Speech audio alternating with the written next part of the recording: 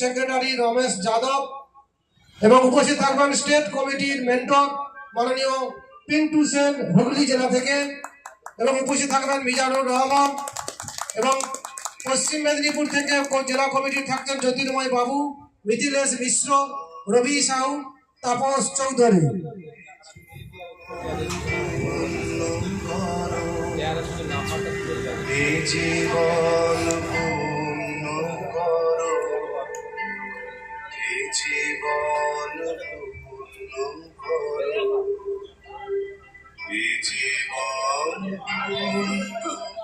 ধন্যবাদ। আমরা প্রদীপ প্রজ্বলন করলাম। এরপরে আমি মাননীয় রাজ্য সভাপতি যিনি রয়েছে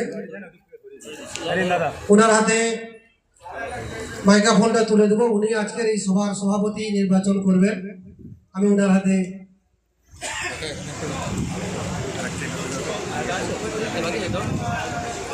ট্রাক ওনার অ্যাসোসিয়েশনের সভাপতি মাননীয় হিমাংশু মাইতি, সবাইকে সমস্ত অতিথিবর্গকে আগে চন্দনের তিলক দিয়ে বরণ করে নিই।